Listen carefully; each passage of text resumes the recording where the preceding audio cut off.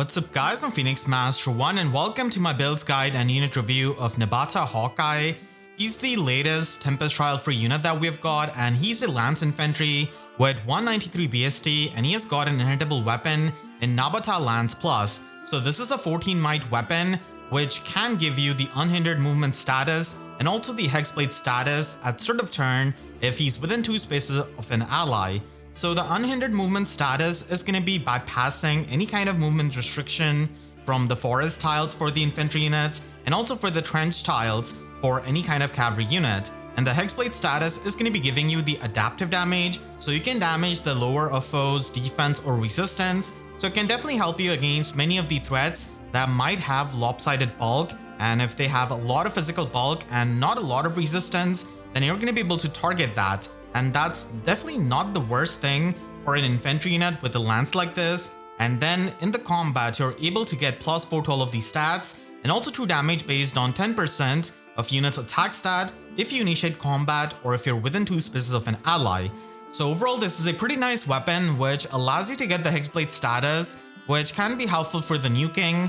But unfortunately, a lot of the top tanks are just going to be having good mixed bulk. So having adaptive damage doesn't really do too much against them, and unhindered movement is definitely good for an infantry unit to get over the tree tiles, and it is especially going to be really helpful for any kind of lance cavalier to get over their weakness of the trench tiles. And being a Gen 8 unit, he does have pretty good base attack at base 47 and also really good mixed bulk with base 41 defense and also base 38 resistance. So Nabata Hawkeye is a really unique lance infantry unit because there's not a lot of competition going on for him even in the premium pool, and most of the lance units that we've got are going to be fast, so he just dumps all of his speed and focuses on his mixed bulk. So that is going to be pretty unique as far as the free-to-play units are concerned. And we just recently got Ninja Saizo and also Neo Female Kana as the blue units in the free-to-play pool, and he's going to be doing the role of a tanky unit who doesn't really focus too much on his speed. And unfortunately, because he's so slow, he will be needing some kind of guaranteed follow-up attack because nukes nowadays are going to be really bulky. And when it comes to his fodder, it's not really too impressive. He has got Defense Res Ideal 3 at 5-star and Panic Ploy 3 at 4-star.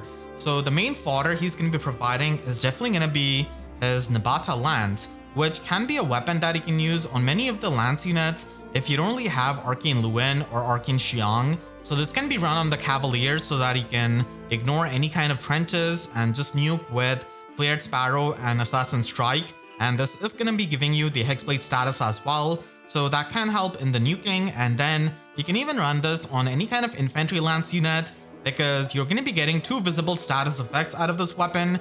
And then you can run the attuned skill with Attack Oath Echo and also the Pledge skill. So it can give you 4 visible status effects to activate the distant counter effect of a prime skill. So this way you can just stack up a lot more attack and speed and just run something else in the Secret Seal other than distant counter melee. So it is going to be really helpful in activating the prime skill.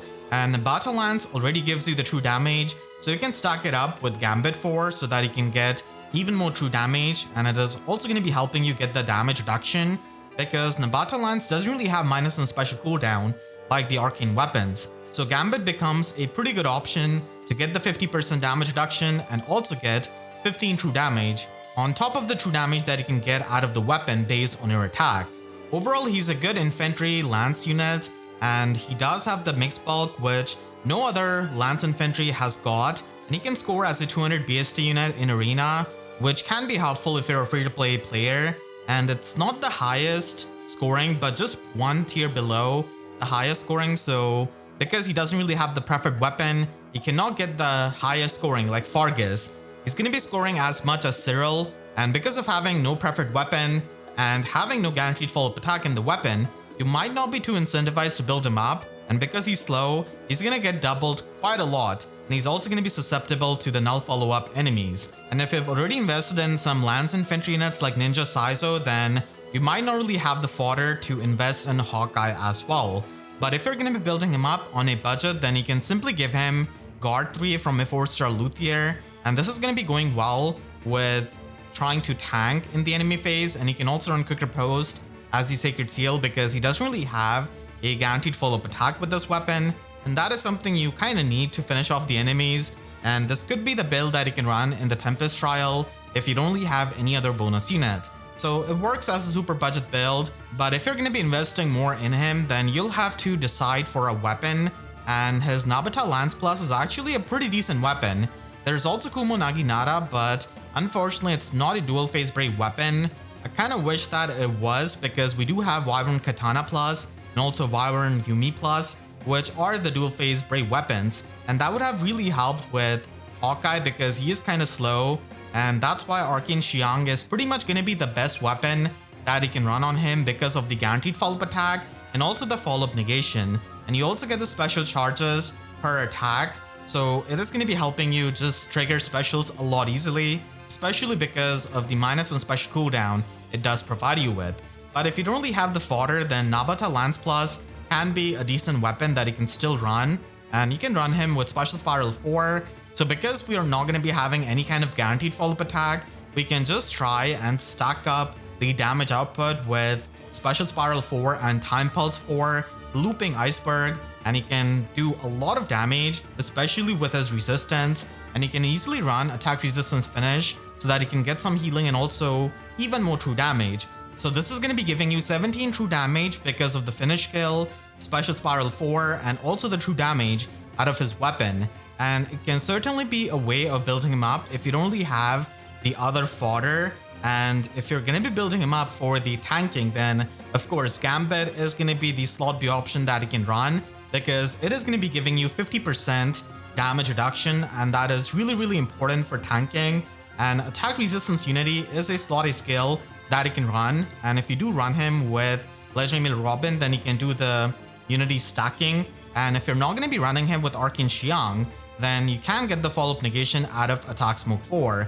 So this is also an option that you can run with a 5 cooldown special like Aether or Miracle and simply stack up the bulk, but you're not going to be having any kind of guaranteed follow-up attack in the enemy phase. So that is something we cannot really outsource as of yet. There is the player phase follow-up attack with a bunch of units, but it's only for the player phase, it's not really for the enemy phase, unfortunately.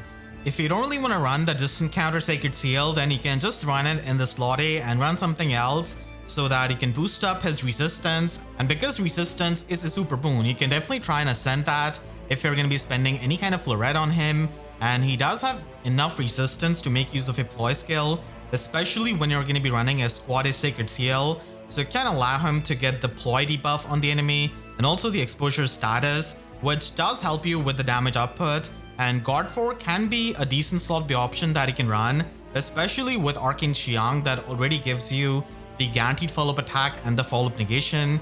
And Aether can be a special that you can run for healing up the HP, but Iceberg can also be an option because you can just retaliate back with it, and we're stacking up resistance here, so it can definitely be an option.